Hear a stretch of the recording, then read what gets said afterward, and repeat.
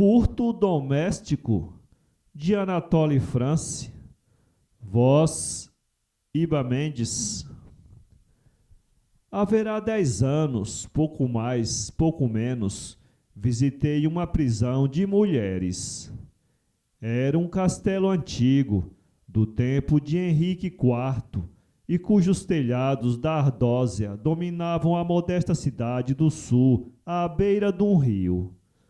O diretor da prisão estava chegando à idade da aposentadoria. Sobrou, barba branca, usava uma cabeleira postiça preta. Era um diretor extraordinário. Tinha ideias próprias e sentimentos humanos. Não nutria ilusões quanto à moralidade das suas 300 hóspedes. Entendia, porém, não ser essa moralidade muito inferior à das 300 mulheres tomadas ao acaso em qualquer cidade. E o seu olhar, suave, fadigado, parecia dizer: aqui dentro, como aí fora, há de tudo.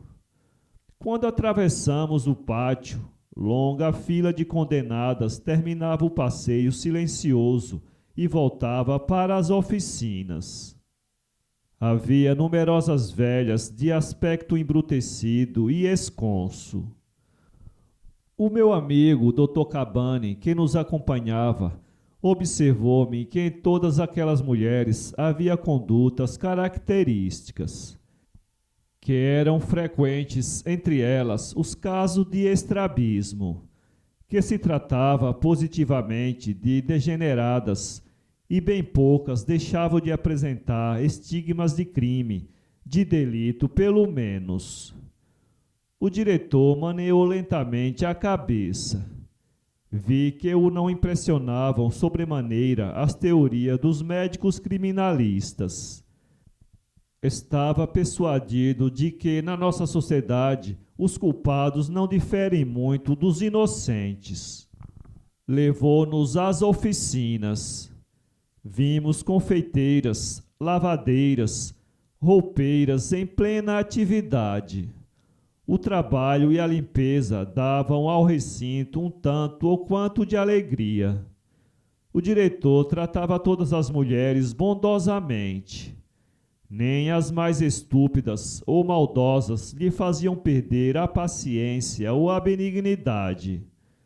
Entendia que nos cumpre relevar muita coisa às pessoas com quem vivemos, que não devemos fazer grandes exigências aos delinquentes e, contrariamente ao critério geral, não fazia questão de que as ladras e outras criminosas se tornassem perfeitas só por terem sido castigadas.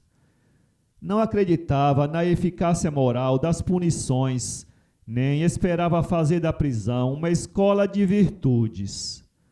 Não sendo de opinião que podemos tornar melhores as outras pessoas fazendo-as sofrer, poupava o mais possível em tal sentido aquelas infelizes. Não sei se ele tinha sentimentos religiosos, mas não ligava significação moral alguma à ideia de expiação. Interpreta o regulamento, disse-me ele, antes de o aplicar, e eu mesmo o explico às detidas. Por exemplo, o regulamento prescreve o silêncio absoluto, mas se elas se conservassem absolutamente caladas, ficariam idiotas ou dementes. E então devo pensar que não é isso que o regulamento quer. E digo-lhes: o regulamento impõe-lhes o silêncio. Que significa isso? Significa que as vigilantes não devem ouvir o que vocês dizem. Se elas as ouvirem, vocês serão castigadas. Se não as ouvirem, nem ademoestadas vocês serão. Ora, eu não tenho que lhes pedir contas dos seus pensamentos. E se as suas palavras não fizerem mais ruído que os seus pensamentos, não tenho que lhes pedir contas das suas palavras. Assim advertidas, tratam elas de falar, sem, por assim dizer, produzir som algum. Não enlouquecem e a regra é observada. Perguntei-lhe se os seus superiores hierárquicos aprovam aquela interpretação do regulamento. Respondeu-me que não raro os inspetores lhe faziam observações. Ele, porém, conduzia-os até a porta exterior e dizia-lhes: estão vendo esta grade? É de madeira. Se fechassem homens aqui dentro, ao cabo de 8 dias não restaria um só. As mulheres não pensam em se evadir. Devemos, porém, evitar que se enfureçam. Já o regime da prisão não é muito favorável à sua saúde física e moral. Se os senhores lhes impuserem deveras a tortura do silêncio, não me encarregarei de as guardar. A enfermaria e os dormitórios, que em seguida visitamos, ocupavam grandes salas caiadas e que do antigo esplendor só conservavam as lareiras monumentais de granito cinzento e de mármore, encimadas por pomposas virtudes em alto relevo. Esculpida por volta de 1600 por algum artista flamengo italianizado, uma justiça, com o colo nu e deixando ver a ilharga através da fenda da túnica, sustentava com o braço forte a balança, cujos pratos pareciam chocar-se freneticamente como símbolos. Essa deusa assestava a ponta do seu gládio contra uma doentinha deitada em leito de ferro, debaixo de um cobertor delgado como uma toalha. Disse-a uma criança. Então, está melhor? Perguntou o Dr. Cabani.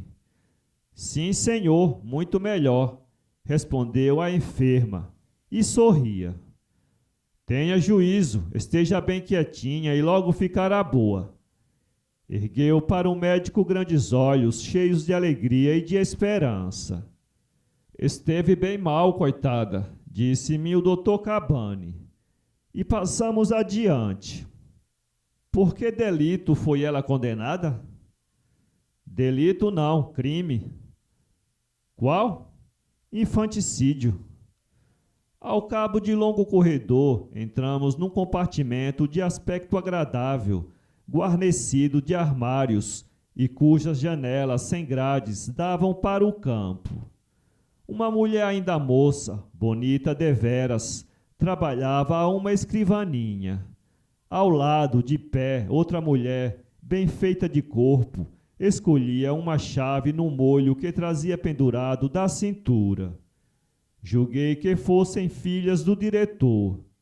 Este, porém, me fez ver que eram condenadas. Não reparou que usam o uniforme da casa? Não tinha reparado, sem dúvida, porque elas não o usavam como as outras. Os vestidos são mais bem feitos e os bonés, de tamanho menor, deixam-lhes ver os cabelos. É difícil, respondeu o diretor, impedir uma mulher de mostrar os cabelos quando são bonitos.